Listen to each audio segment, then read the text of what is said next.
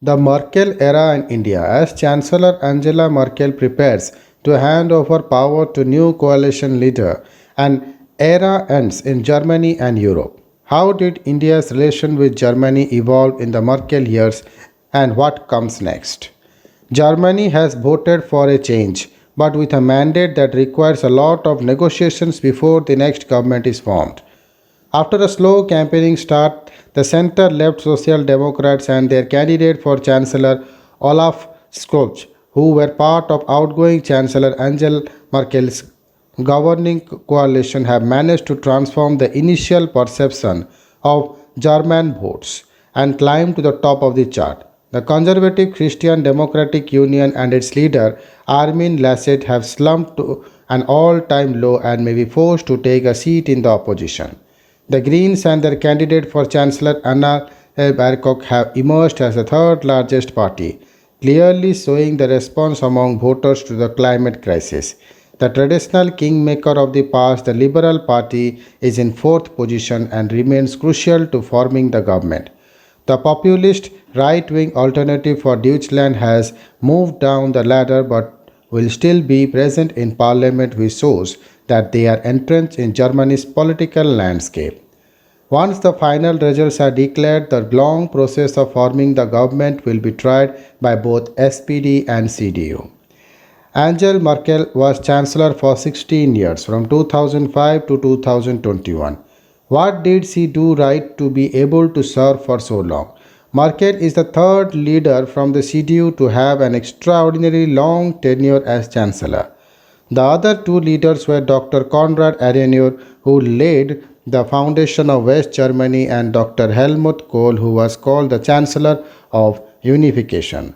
Merkel broke the glass ceiling to become the first woman chancellor from the Conservative Party and was kept in the post by a combination of political, economic, and social factors. Her middle of the road approach made her appear a safe bet when things were not stable politically and won her support at the domestic and European levels.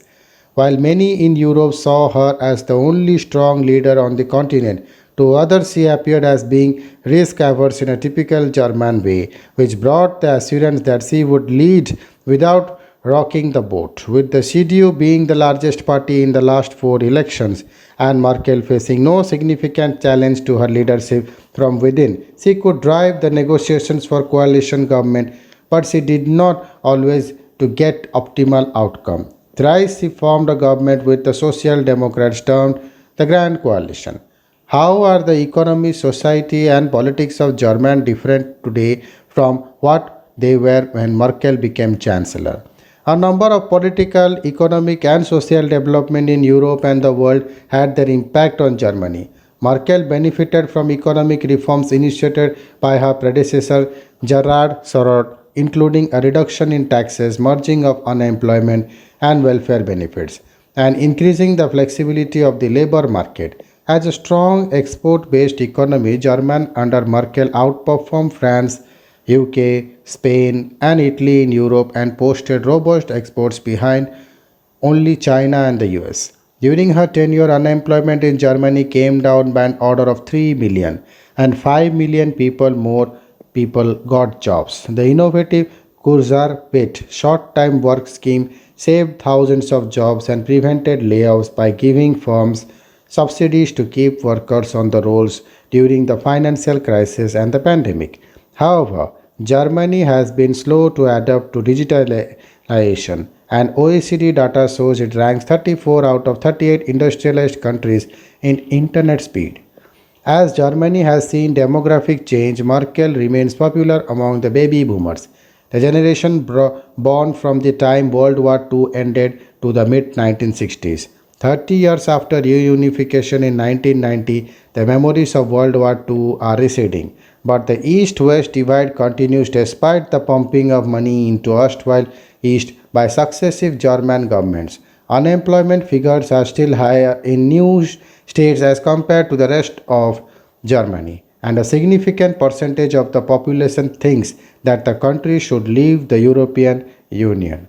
All these developments have had an impact on the political landscape. The traditional two and a half party system of the Christian Democratic Union, Christian Socialist Union, and FDP has changed. The Greens have risen as a major force, and more recently, the AFD has sought to offer radical solutions, creating fractured political field. Some analysts link the strengthening of the AFD, which became the third largest party in the German parliament in 2017, to the influx of large number of refugees in 2015 following Merkel's decision to open the country's doors to them. The AFD's rise is also in line with the trend seen elsewhere in Europe and the emergence of right-wing governments in Poland and Hungary. What impact has Germany under Merkel had on Europe and the world? The financial crisis of 2008 was followed by Eurozone crisis. Germany paid the largest amount in the EU's first bailout of Greece in 2010. Merkel's push for austerity-based approach on the crisis made her very unpopular in Greece and other European countries struggling with balancing budgets and pushing a growth agenda. In 2015, the refugee crisis swamped Europe and Merkel pushed to take in swelling numbers who landed on European shores. A famous line, where Schaffen das, we can manage this, drew criticism from far right groups in Germany as well as from European allies who complained they were not consulted. Poland, Hungary, and Austria refused to admit refugees as per quotas decided by the European Union, while Germany took a million of those who arrived in Europe. Merkel has been seen as the crisis manager of the EU, a role that was evident in Europe's Brexit negotiations with the United Kingdom. She also has been called the climate chancellor for a role in pushing a low carbon future for Germany and Europe. Although Germany adopted the ENVI transition to a more renewable and sustainable economy, the reinvention of its large industrial economy in a competitive environment has not been easy. Three-fourths of Germany's energy requirements still come from oil, gas, and coal. At the political level, neither she nor the European Union could come up with a strong action against Russia after its annexation of Crimea in 2014, and Germany subsequently chose to go ahead with the controversial Nord Stream 2 pipeline to supply gas to Europe. After the 2016 US elections that put Donald Trump in the White House, Merkel came to be seen as the new leader of the free world. Following the outbreak of COVID 19, Germany led the European effort to address the impact of the pandemic in a timely manner with solidarity. In what areas and directions did India's bilateral relationship with Germany evolve under Merkel? Since the inauguration of the India Germany Strategic Partnership in 2001, relations have gone in robust manner. India was the few countries with Germany which holds cabinet level intergovernmental consultation IGC. Five IGC meetings have been held so far. They signal growing political engagement and economic partnership that has led to strong institutionalized agreement to discuss bilateral and global issues. At the fifth IGC held in 2019, for which Merkel visited India, the focus was on sustainable growth and a reliable international order. Although trade and investment have been at the heart of bilateral engagement, the IGC has expanded its scope to artificial intelligence and digital transformation and pushed forward the Make in India Milestone program. The other areas of cooperation include science and technology, sustainable energy, smart cities, and circular economies. At the political level, India and Germany have been at the forefront of the push for UN Security Council reform. At the cultural level, there has been joint investment in higher education to enable greater people to people contact and collaboration in education. What are the unfinished tasks that India must now take up with Merkel's successor? It will be a while before a stable ruling coalition comes into being and a new government takes office in Germany. What assumes priority on the political agenda will be decided in part by the nature of the coalition. Broadly, however, there will be a continuity in the previously agreed agenda, and a focus on bilateral trade will dominate the economic side of the partnership. Germany has put out its own strategy for the Indo-Pacific, which has to be read with EU's approach. New Delhi has to engage Berlin on enhancing the aspect of the equation. There is a scope to scale up defense cooperation, a focus on high-end technology transfers and sustained research and development hubs being created in India will provide a boost to infrastructure creation and scientific cooperation.